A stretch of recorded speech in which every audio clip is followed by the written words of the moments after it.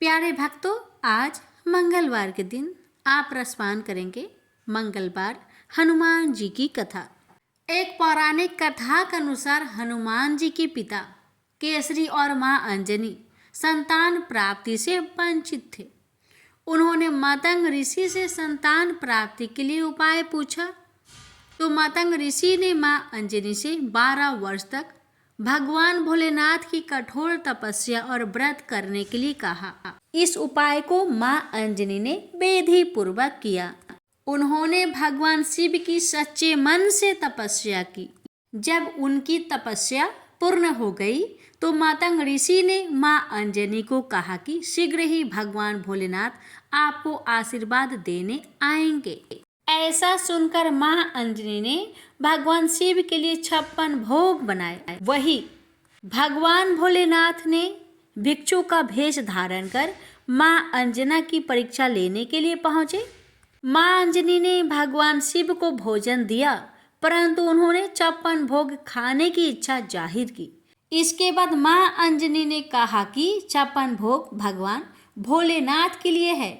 यह बात सुन भगवान शिव क्रोधित हो गए। ऐसे में मां अंजनी ने भगवान शिव से अपमान न करने की बात कही और फिर उस भेष रूपी भगवान शिव को भोजन में 56 भोग दिए। इससे महादेव जी प्रसन्न होकर अपना असली रूप धारण किया और मां अंजनी को दर्शन दिए। भगवान भोलेनाथ ने आशीर्वाद दिया कि आपके गर्भ से रुद्र अवतार हनुमान जी का जन्म होगा। इसके पश्चात मां अंजनी ने भगवान हनुमान जी को जन्म दिया। प्रेम से बोलिए हनुमान जी की जय। कि एक बार सेमरू पर्वत पर सभी संतों की सभा का आयोजन हुआ। केवर्त देश के राज संकुत भी उसी सभा में सभी संतों का आशीर्वाद लेने जा रहे थे। रास्ते में उन्हें देव ऋषि नारद मिले। राजा सुकंद ने उन्हें प्रणाम किया। इस पर श्री नारद जी ने उन्हें आशीर्वाद देकर यात्रा का प्रयोजन पूछा। राजा सुकंद ने उन्हें संत सभा के आयोजन की बात बताई। इस पर नारद मुनि ने कहा, अच्छा है, संतों की सभा में जरूर जाना चाहिए। ऐसा कहकर सुकंद को जाने का आदेश दिया। सुकंद जैसे ही सभा में जाने के लिए प्रस्थान करने लगे, तैसे ही नारद जी ने उन्हें आवाज दी।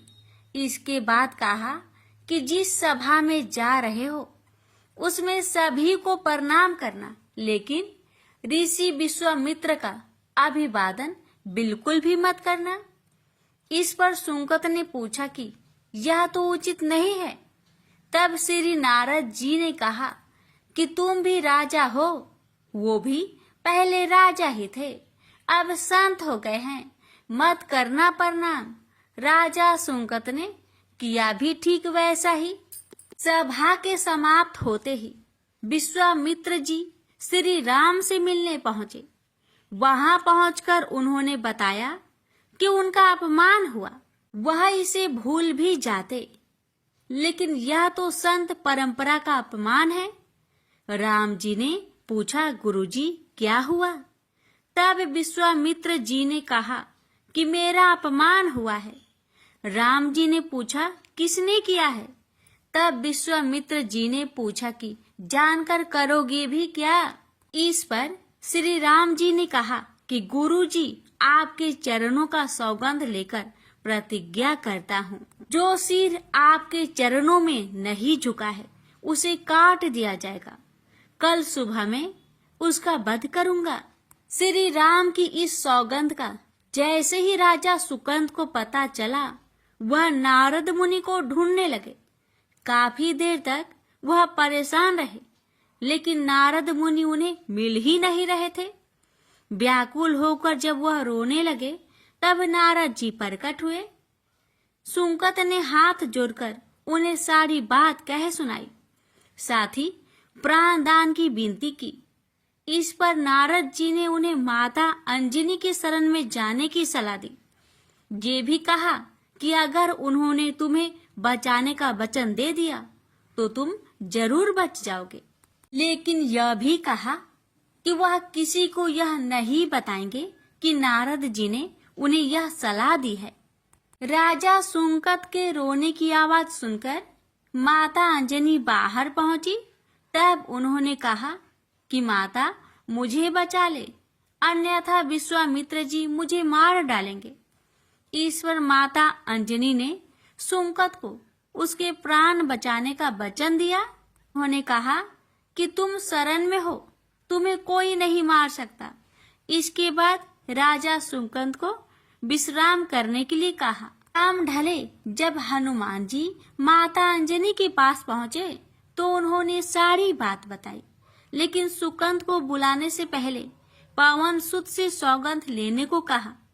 तब श्री हनुमान जी ने कहा कि वह श्री राम के चरणों की सौगंध लेते हैं कि वह सुकंद के प्राणों की रक्षा करेंगे। तब माता अंजनी ने राजा को बुलाया। हनुमान जी ने पूछा, कौन तुम्हें मारना चाहता है? तब सुकंद ने बताया कि श्री राम उन्हें मार डालेंगे। इतना सुनते ही माता अंजनी हैरान रह गई। उन्होंने कहा कि तुमने तो विश्वामित्र जी का नाम लिया था। तब राजा ने कहा कि नहीं, वो तो मरवा डालना चाहते हैं, लेकिन मारेंगे तो राम ही। हनुमान जी ने राजा सुकंद को उनकी राजधानी में छोड़ा और श्री राम के दरबार में पहुंचे। वहां पहुंचकर उन्होंने राम जी से पूछा कि वह कहाँ जा रहे हैं। तब मर्यादा पुरुषोत्तम ने बताया कि वह राजा सुकंद का वध करने जा रहे हैं। तब हनुमान जी ने कहा, प्रभु उसे मत मारिए। राम जी ने कहा कि वह तो अपने गुरु की सौगंध ले चुके हैं, आप पीछे नहीं हट सकते। हनुमान जी ने कहा, प्रभु मैंने उसके प्राणों की रक्षा के लिए अपने इष्ट देव यानी कि आपकी सौगंध ली है। तब राम जी कहते हैं, ठीक है, तुम अपना वचन निभाओ, मैं तो उसे मारूंगा। हनुमान जी राजा सुकंद को लेकर पर्वत पर पहुंचे और राम नाम का कीर्तन करने लगे। उधर राम जी राजा सुकंद को मारने के लिए उनकी राजधानी पहुंचे, लेकिन वह नहीं मिले। तो वह उन्हें ढूंढते हुए पर्वत पर पहुंचे। वहां हनुमान राम मंत्र का जप कर रहे थे। राम जी को देखते ही सुकंद डर गए। उन्होंने कहा कि अब तो राम जी उसे मार ही डालेंगे। वह बार बार हनुमान जी से पूछता कि बच जाएंगे हम। तब उन्होंने कहा कि राम मंत्र का जप करते रहो और निश्चिंत रहो, भगवान नाम पर पूरा भरोसा रखो। लेकिन वह काफी डरे हुए थे, तो हनुमान जी ने सुकंद को राम नाम मंत्र के घेरे में बैठा दिया। इसके बाद राम नाम जपने लगे। राम जी ने राजा सुकंद को देखकर जब बाण चलाना शुरू किया तो वह राम नाम के मंत्र के आगे विफल हो जाते। राम जी हताश हो गए कि क्या करे। यह दृश्य देखकर श्री लक्ष्मण जी को लगा कि हनुमान जी भगवान राम को परेशान कर रहे हैं, तो उन्होंने स्वयं ही हनुमान जी पर बाण चला दिया। लेकिन यह क्या, उस बाण से पवन सुत के बजाय श्री राम मूर्छित हो गए।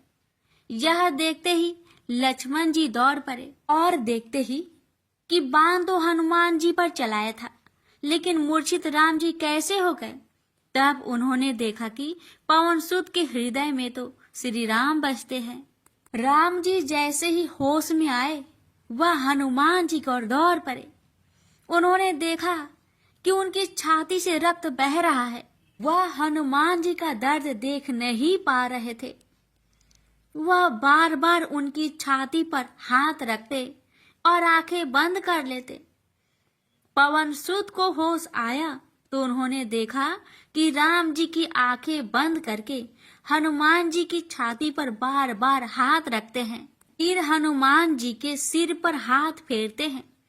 तब पवन सुत ने सुकंद को पीछे से निकाला और उसे अपनी गोद में बैठा लिया। तभी राम ने फिर से हनुमान जी की माथे पर हाथ फेरा, लेकिन इस बार वहां पवन सुत की जगह राजा सुकंद थे।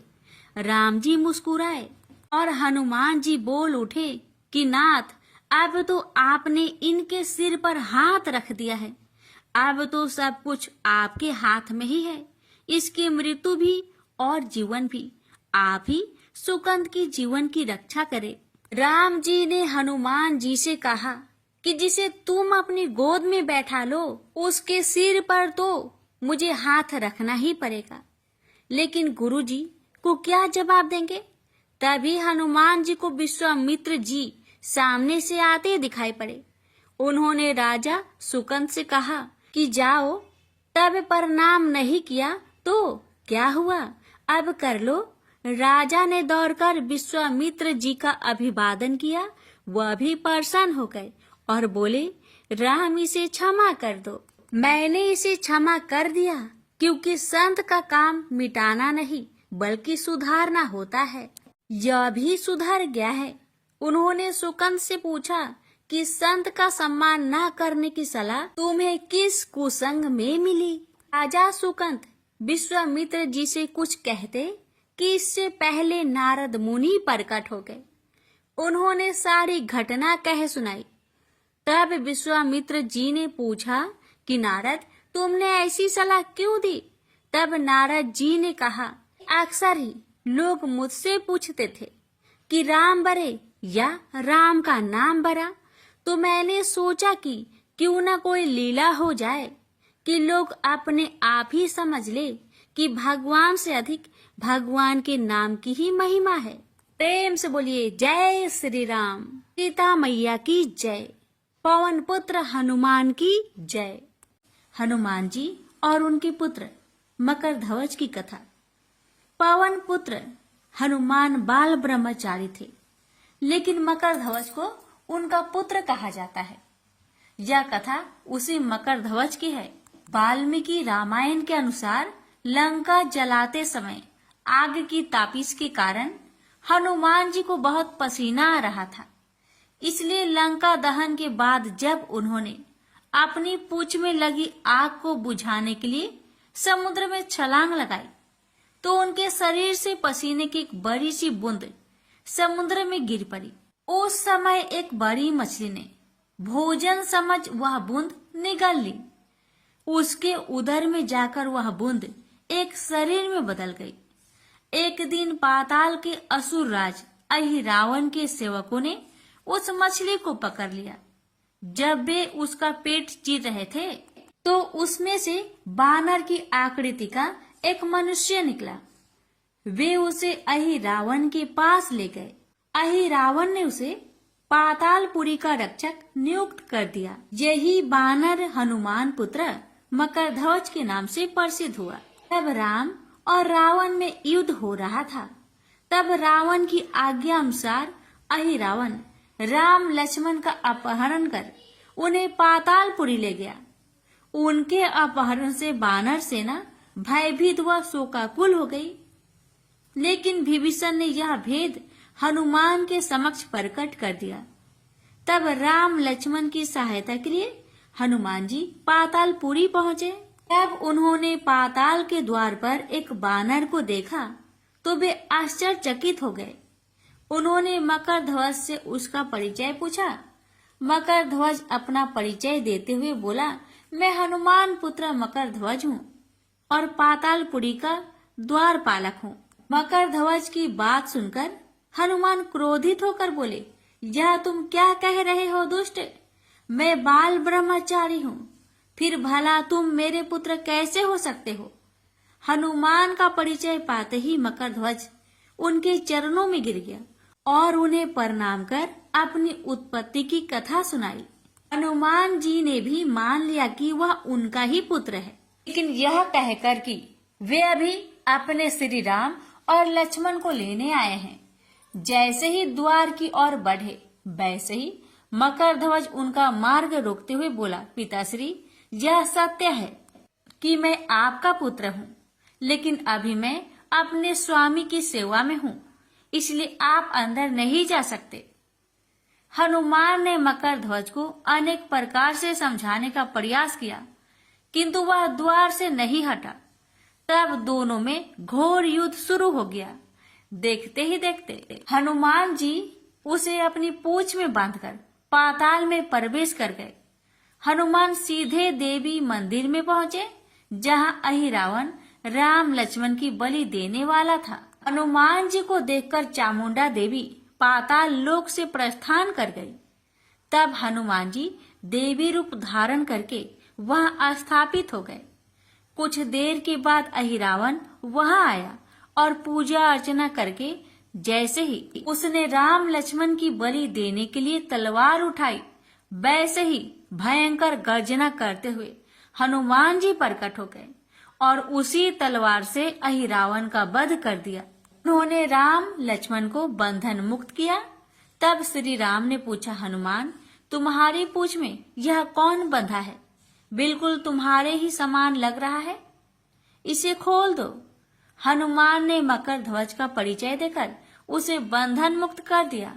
मकर ध्वज ने श्री राम के समक्ष सिर झुका लिया। अब श्री राम ने मकर ध्वज का राज्य अभिषेक कर उसे पाताल का राजा घोषित कर दिया और कहा कि भविष्य में वह अपने पिता के समान दूसरों की सेवा करे। यह सुनकर मकर ध्वज ने तीनों को प्रणाम किया। तीनों उसे आशीर्वाद देकर वहां से प्रस्थान कर गए। इस प्रकार मकर ध्वज हनुमान का पुत्र कहलाए। तो प्रेम से बोलिए, पवन पुत्र हनुमान की जय। अब श्रवण करेंगे राम नाम की महिमा की बड़ी ही सुंदर कथा। लंकापति रावण के वध के बाद जब अयोध्यापति प्रभु श्री राम की कीर्ति दूर दूर तक फैल रही थी और वह मर्यादा पुरुषोत्तम कहलाने लगे, तब एक दिन महादेव शिव की इच्छा भी मर्यादा पुरुषोत्तम श्री राम से मिलने की हुई। पार्वती को संग लेकर महादेव कैलाश पर्वत उतरकर अयोध्या नगरी के रास्ते चल पड़े। भगवान शिव और माँ पार्वती को अयोध्या आया देखकर राम जी बहुत खुश हुए। माता जानकी ने उनका उचित आदर सत्कार किया और स्वयं भोजन बनाने के लिए रसोई में चली गई। इस बीच भगवान शिव ने श्री राम जी से पूछा, आपके सेवक हनुमान जी दिखाई नहीं पड़ रहे हैं? श्री राम बोले, वे बगीचे में हैं। शिव जी ने श्री राम जी से बगीचे में जाने की अनुमति मांगी और पार्वती जी का हाथ थामकर बगीचे में आ गए। बगीचे की खूबसूरती देखकर उनका मन मोहित हो गया। आम के एक घने वृक्ष के नीचे हनुमान जी दीन दुनिया से बेखबर गहरी नींद में सोए थे और एक लय में खराटे से राम नाम की ध्वनि उठ रही थी। चकित होकर शिव जी और माता पार्वती एक दूसरे की ओर देखने लगे। माता पार्वती मुस्कुरा उठी और वृक्ष की डालियों की ओर इशारा किया। राम नाम सुनकर पेड़ की डालियां भी झूमने लगी थी और इनके बीच से भी राम नाम उच्चारित हो रहा था। शिव जी इस राम नाम की धुन में मस्त मगन होकर खुद भी राम राम कहकर नाचने लगे। माता पार्वती जी ने भी अपने पति का अनुसरण किया और अपने कोमल पैर थिरकाने लगी। शिव जी और पार्वती जी के नृत्य से ऐसी झनकार उठी कि स्वर्ग लोक के देवतागण भी आकर्षित होकर बगीचे में आ गए और राम नाम की धुन में सभी मस्त हो गए। माता जानकी भोजन तैयार करके प्रतीक्षार्थ थी, परंतु संध्या घिरने तक भी अतिथि नहीं पधारे। तब अपने देवर लक्ष्मण जी को बगीचे में भेजा। लक्ष्मण जी तो स्वयं को श्री राम का सेवक ही मानते थे। अब बगीचे में आकर जब उन्होंने धरती पर स्वर्ग का नजारा देखा तो खुद भी राम नाम की धुन में झूम उठे। महल में माता जानकी परेशान हो रही थी कि अभी तक भोजन ग्रहण करने कोई भी क्यों नहीं आया। उन्होंने श्री राम जी से कहा, भोजन ठंडा हो रहा है, चलिए हम ही जाकर बगीचे में से सभी को ले आए। जब राम जी बगीचे में गए तो वहां राम नाम की धुन मची हुई थी। हनुमान जी गहरी नींद में सोए हुए थे और उनके खराटों से अभी तक राम नाम निकल रहा था। श्री राम भाव विहल हो उठे। राम जी ने हनुमान जी को नींद से जगाया और प्रेम से उनकी तरफ निहारने लगे। हनुमान जी प्रभु को आया देख शीघ्रता से उठ खड़े हुए। नित्य की सभा भंग हो गई। शिव जी खुले कंठ से हनुमान जी की राम भक्ति की सराहना करने लगे। हनुमान जी सकुचाए लेकिन मन ही मन खुश हो रहे थे। श्री सिया राम ने भोजन करने का आग्रह भगवान शिव जी से किया। तभी लोग महल में भोजन करने के लिए चल पड़े। माता जानकी भोजन परोसने लगी। हनुमान जी को भी श्री राम जी ने पंक्ति में बैठने का आदेश दिया। हनुमान जी बैठ तो गए, परंतु आदत ऐसी थी कि राम जी के भोजन करने के उपरांत ही सभी लोग भोजन करते थे। आज श्री राम के आदेश से पहले भोजन करना पड़ रहा था। माता जानकी हनुमान जी को भोजन परोसती जा रही थी, पर हनुमान जी का पेट ही नहीं भर रहा था। सीता जी कुछ समय तक तो उन्हें भोजन परोसती रही, फिर समझ गई इस तरह से हनुमान जी का पेट नहीं भरेगा। उन्होंने तुलसी के एक पत्ते पर राम नाम लिखा और भोजन के साथ हनुमान जी को परोस दिया। तुलसी पत्र खाते ही हनुमान जी को संतुष्टि मिली और वह भोजन खाकर उठ खड़े हुए। भगवान शिव शंकर ने प्रसन्न होकर हनुमान जी को आशीर्वाद दिया कि आपकी राम भक्ति युगों युगों तक याद की जाएगी और आप संकट मोचन कहलाएंगे। प्रेम से बोलिए सिया रामचंद्र की जय। हर हर महादेव। माता पार्वती की जय। हनुमान जी की जय। व्यास जी ने कहा, एक बार नैमिषारण्य तीर्थ में 80,000 मुनि एकत्र होकर पुराणों के ज्ञाता श्री सूत जी से पूछने लगे, हे महामुने, आपने हमें अनेक पुराणों की कथाएं सुनाई हैं। आप कृपा करके हमें ऐसा व्रत और कथा बताइए जिसके करने से संतान की प्राप्ति हो तथा मनुष्य को रोग शोक अग्नि सर्व दुख आदि का भय दूर हो, क्योंकि कलयुग में सभी जीवों की आयु बहुत कम है। फिर इस पर उन्हें रोग चिंता के कष्ट लगे रहेंगे, तो फिर वह श्री हरि के चरणों में अपना ध्यान कैसे लगा सकेंगे। श्री सूत जी बोले, हे मुनियों, आपने लोक कल्याण के लिए बहुत ही उत्तम बात पूछी है। एक बार युधिष्ठिर ने भगवान श्री कृष्ण से लोक कल्याण के लिए यही प्रश्न किया था। भगवान श्री कृष्ण और युधिष्ठिर का संवाद तुम्हारे सामने कहता हूं, ध्यान देकर सुनो। एक समय पांडवों की सभा में श्री कृष्ण जी बैठे हुए थे। तब युधिष्ठिर ने भगवान श्री कृष्ण से प्रश्न किया, हे प्रभु नंद नंदन गोविंद, आपने मेरे लिए अनेकों कथाएं सुनाई हैं। आज आप कृपा करके ऐसा व्रत या कथा सुनाइए जिसके करने से मनुष्य को रोग चिंता का भय समाप्त हो और उसको पुत्र की प्राप्ति हो। हे प्रभु, बिना पुत्र के जीवन व्यर्थ है।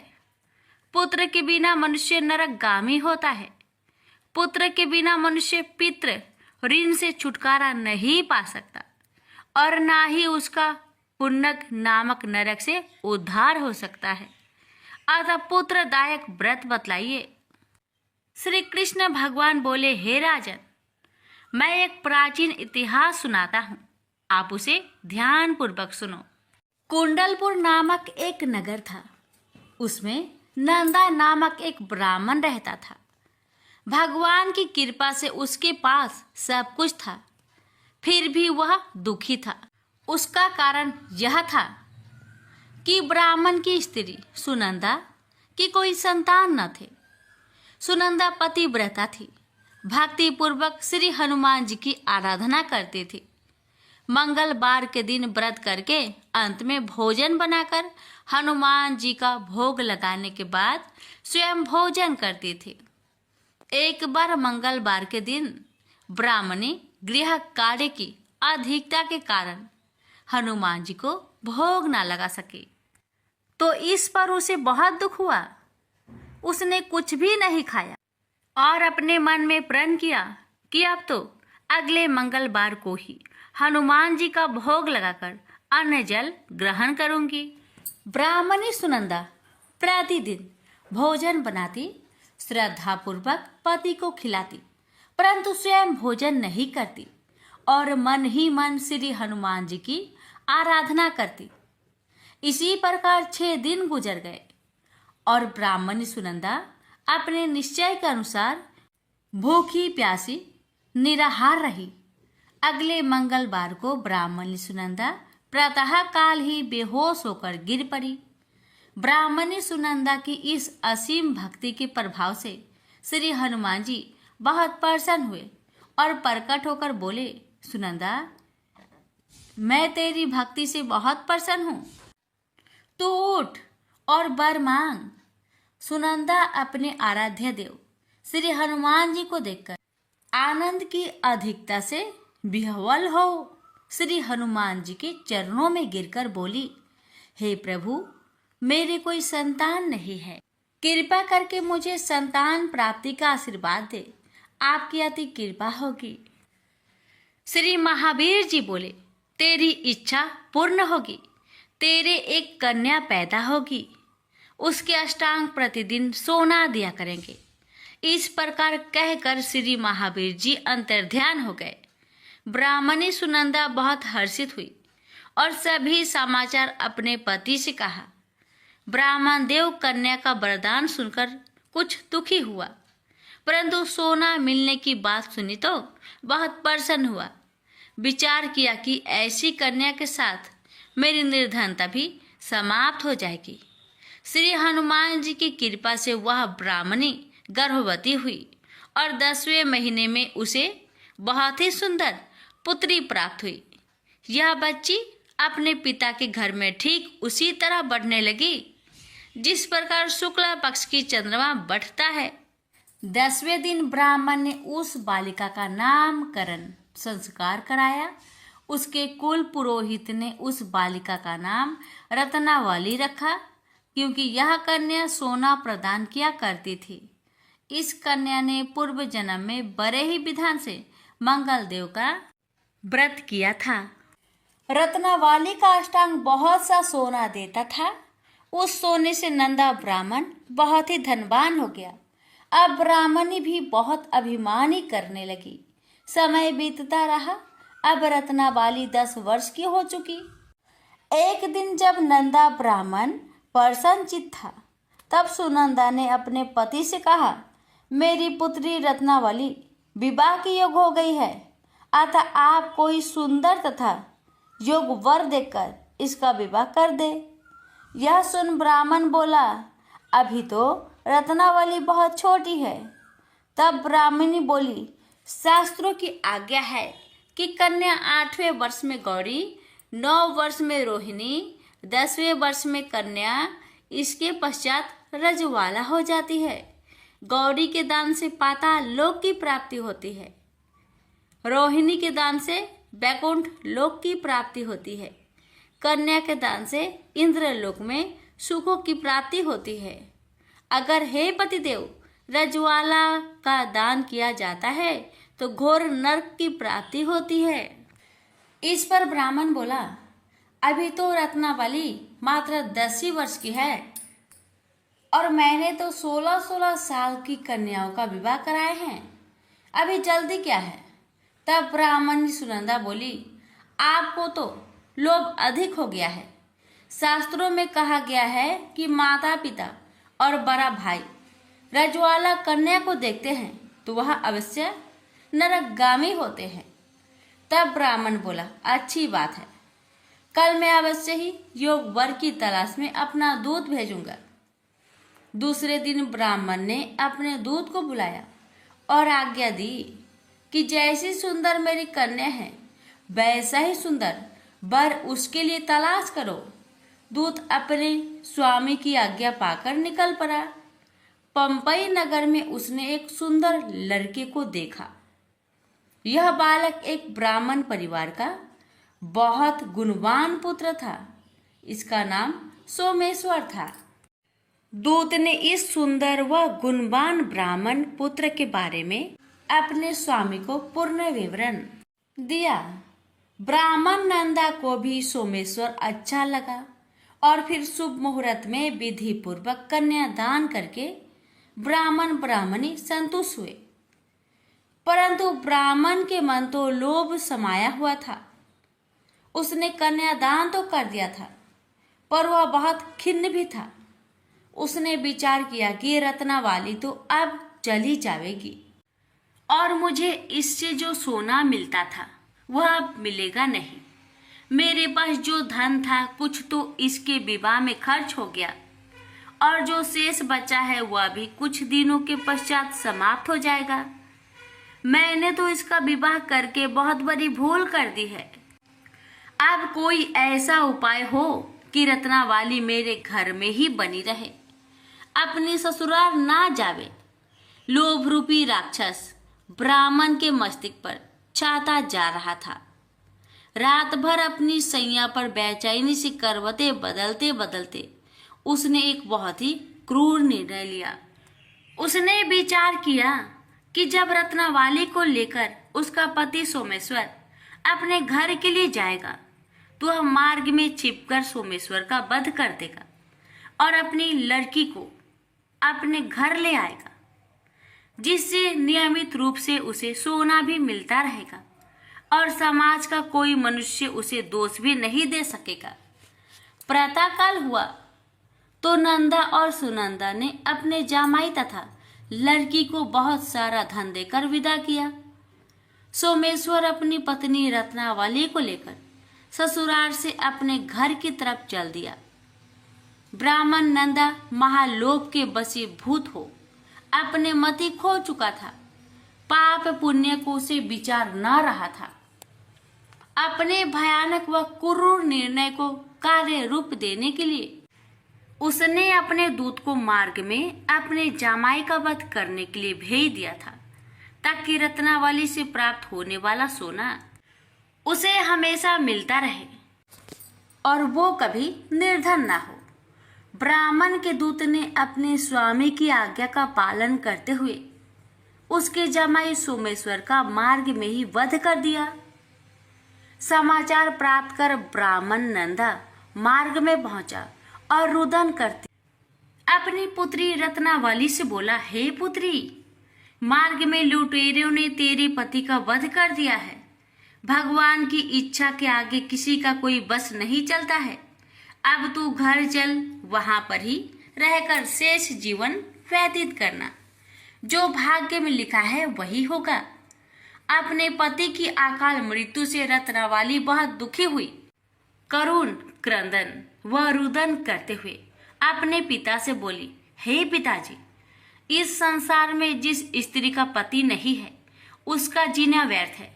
मैं अपने पति के साथ ही अपने शरीर को जला दूंगी और सती होकर अपने इस जन्म को माता पिता के नाम को तथा सास ससुर के यश को सार्थक करूंगी।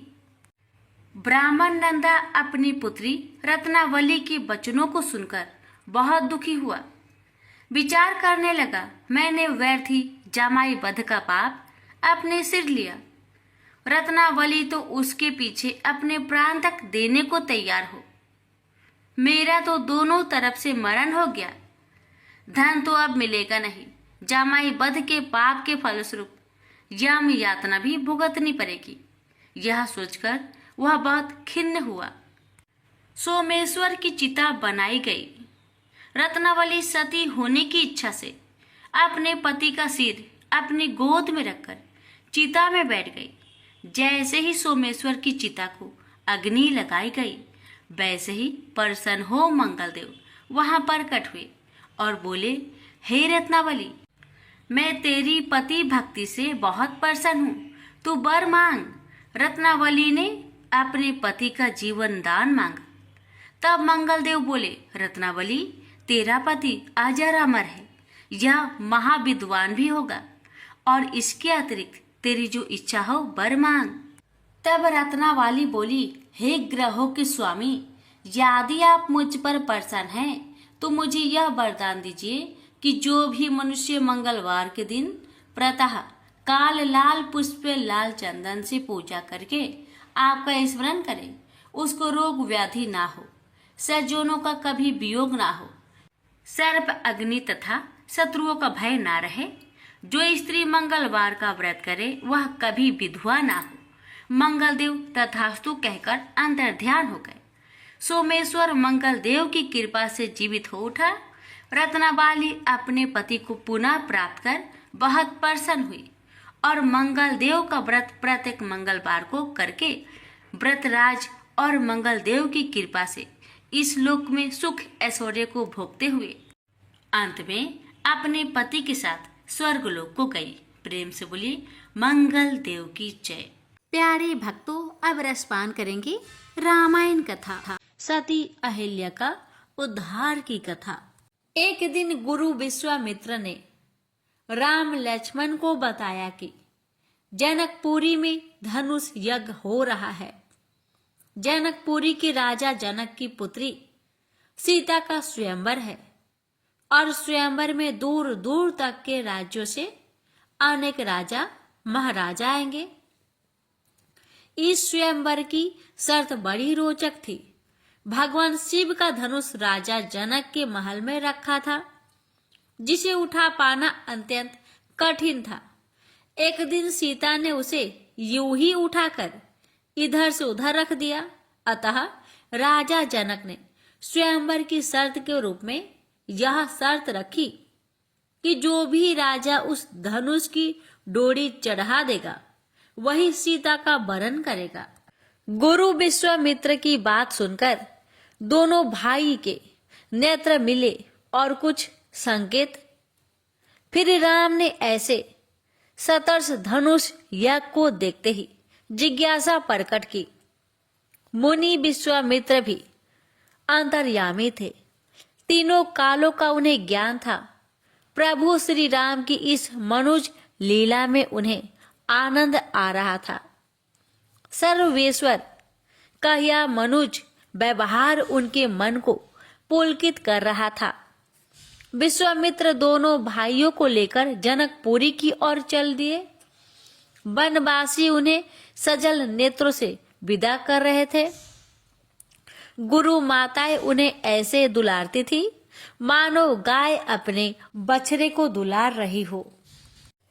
थोड़े ही दिनों की ऐसी प्रगाढ़ प्रीति ही तो है जो भगवान को भक्तों के बस में करती है।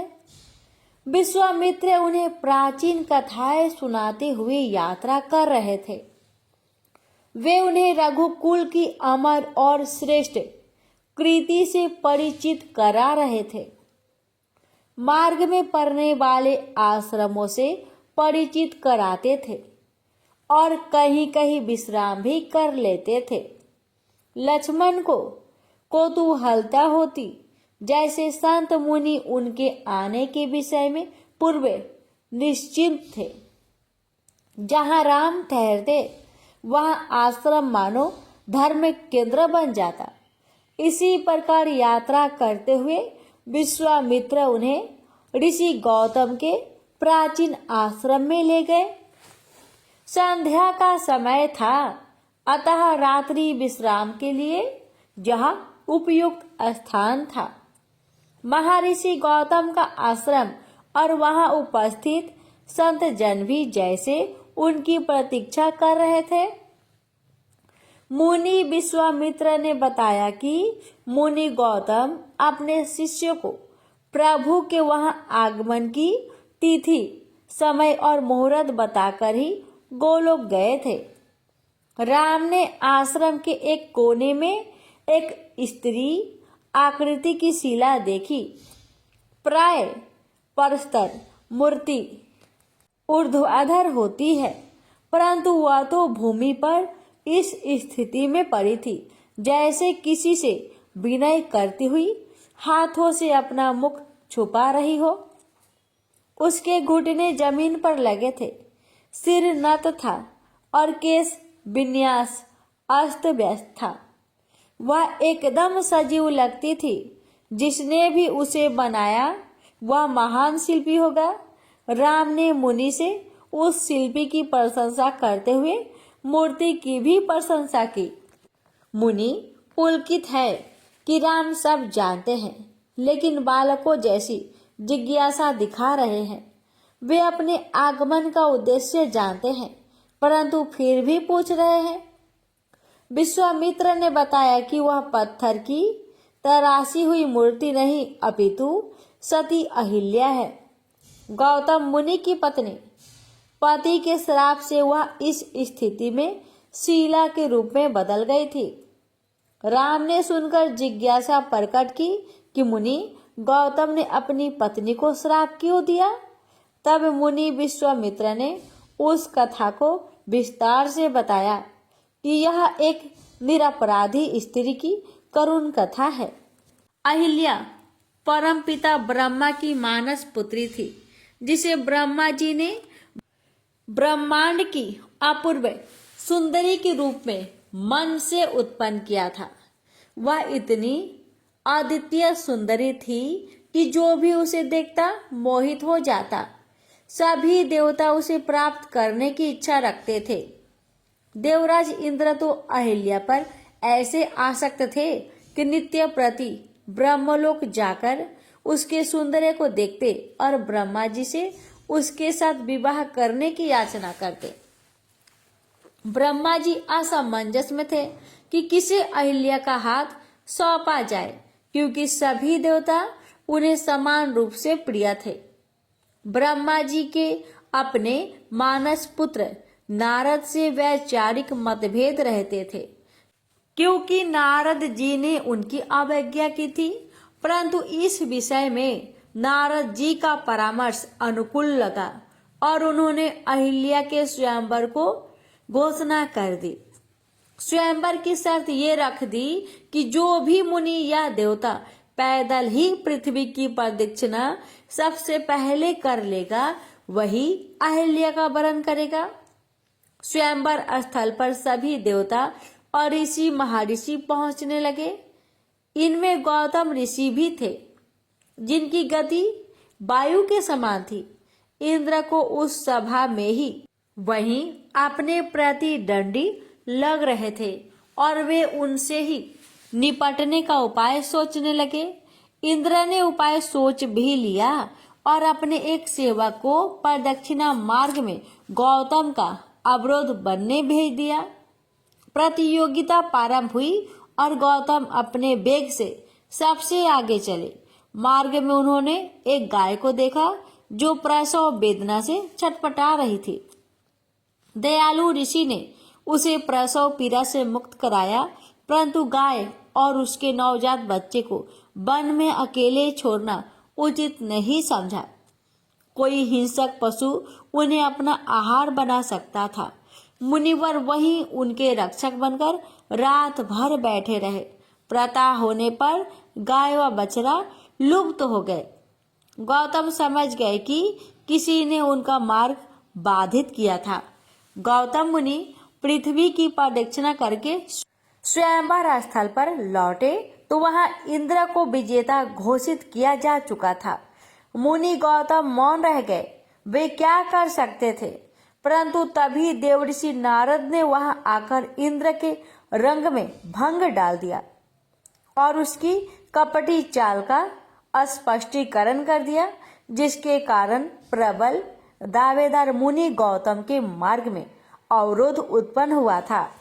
नारद जी ने यह भी कहा कि मुनि गौतम ने एक गाय का प्रसव कराते समय ही पृथ्वी की प्रदक्षिणा संपन्न कर ली थी, क्योंकि वेदों में गाय को पृथ्वी का ही रूप बताया गया है। सभी देवताओं ने इस बात का समर्थन किया और अहिल्या गौतम ऋषि की पत्नी बन गई। बहुत समय व्यतीत होने पर भी इंद्र के चित्त से अहिल्या का यौवन न जाता था। काम अग्नि में जलते इंद्र ने चंद्रमा के साथ मिलकर छल से अपनी वासना पूर्ति की। कुटिल योजना बनाई। मुनि गौतम ब्रह्म मुहूर्त में उठकर स्नान आदि हेतु जाते थे। एक रात अर्धरात्रि में ही चंद्रमा ने मुर्गा बनकर बांग दे दी और अपनी लालिमा भोर की लालिमा जैसी कर दी। गौतम मुनि सहज स्वाभाविक रूप से नदी की ओर चले गए। तो इंद्र उनका भेष बनाकर कुटिया में घुस गया। मुनि गौतम ने जैसे ही जल में प्रवेश किया, नदी स्त्री रूप में प्रकट हो गई। उसने आश्चर्य व्यक्त किया कि सब वेदों को जानने वाले मुनि गौतम ऐसी भूल कैसे कर सकते हैं कि अर्धरात्रि में शांत जल को अशांत कर रहे हैं। मुनि ने भी आश्चर्य से कहा कि वे मुर्गे की बांग और चंद्रमा की लालिमा के आधार पर अपने नित्य निश्चित समय पर आए हैं। देव नदी ने अपनी दिव्य दृष्टि से सत्य जानकर मुनि को सब कुछ बता दिया। क्रोध से भरे मुनि गौतम वापस आश्रम की ओर दौड़े तो चंद्रमा ने संकेत करके इंद्र को सचेत कर दिया। इंद्र वहां से भागा तो अहिल्या को अपने साथ हुए छल का भान हो गया। आस्ताबद्ध थी, दौड़कर बाहर आई और क्रोधित मुनि के चरणों में नत होकर अपने निर्दोष होने की बात कही। परंतु क्रोध से भरे मुनि ने उन्हें तत्काल पत्थर की शिला में बदल जाने का श्राप दे दिया। उन्होंने इंद्र और चंद्रमा को भी श्राप दिया। जब अहिल्या पत्थर में बदल रही थी, तब मुनि को आभास हुआ कि इंद्र जैसे कपटी ने पूर्व में भी ऐसे कपट किए थे और वह कपट प्रवीण था। अहिल्या बेचारी उसके कपट का जाल कैसे जान पाती। उन्होंने अहिल्या से कहा कि मेरा श्राप तो असत्य नहीं हो सकता, लेकिन त्रेता युग में श्री राम के चरण स्पर्श होने से उसका उद्धार होगा। अहिल्या इसी प्रतीक्षा में शिला बनी पड़ी है। मुनि विश्वामित्र के मुख से सती अहिल्या की करुण कथा सुनकर राम द्रवित हो गए और उन्होंने मुनि की आज्ञा से शिला से अपना चरण स्पर्श करा दिया। तत्काल वह शिला अनिध सुंदरी अहिल्या के रूप में परिवर्तित हो गई और प्रभु के चरणों में गिरकर उनकी स्तुति करने लगी। प्रभु श्री राम ने उसे गौतम मुनि के पास गोलोक जाने की आज्ञा दी और इस प्रकार सती अहिल्या का उद्धार हो गया। प्रेम से बोलिए सियावर रामचंद्र की जय।